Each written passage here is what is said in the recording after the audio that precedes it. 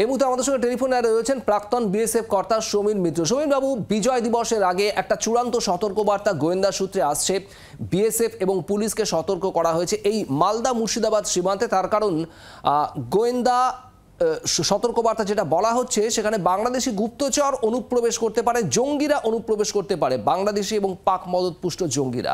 একেবারে কড়া নজরদারি চালাচ্ছে এই মুহূর্তে পুলিশ, বিএসএফ। এই সতর্কবার্তা কতটা অ্যালার্মিং হতে পারে এই মুহূর্তে, কি মনে হয়?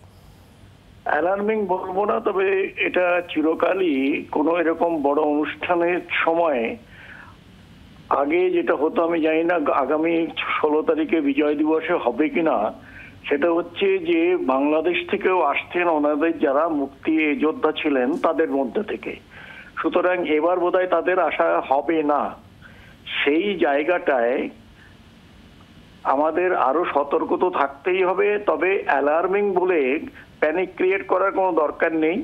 কারণটা হচ্ছে এখন আরো একটা জিনিস রয়েছে, বিএসএফ এ অত্যন্ত সতর্ক, এবং electrical gadgets are being procured and will be installed also.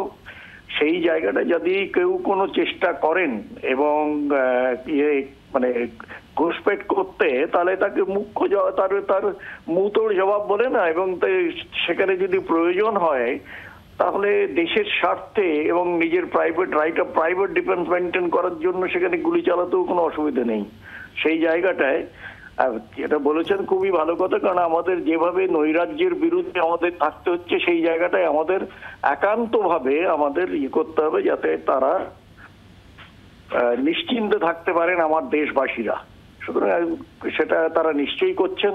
Troops রিঅ্যালাইনমেন্ট হচ্ছে, তারপরে এখানে পুলিশ এবং এদেরও একটা দায় দায়িত্ব রয়েছে পঞ্চায়েতের উপরে, কারণ দেশের স্বাধীনতার জন্য, স্বাধীনতা রক্ষা কিংবা আমার মাতৃভূমিকে রক্ষা করার জন্য যাকে দরকার সেখানে দিল্লি বা কলকাতা মাঝখানে আসবে না। আমরা সবাই ভারতীয়, এবং যে দরকারটা, সেই যে আমাদের যেটা প্রয়োজন, সেই প্রয়োজনটা হচ্ছে একটা লোকও যেন এর ভেতরে না আসতে পারে, এবং যদি কেউ আসে দেন হি উইল বি অ্যাকাউন্টেবল, এবং তার এগেনস্টে যদি প্রুফ হয় যে কোন কোন এরিয়ার থেকে ঢুকেছে, তাহলে সেই এরিয়ায় সেই দিনে যে কমান্ডাররা ছিল তাদের তার জবাব দিতে হবে।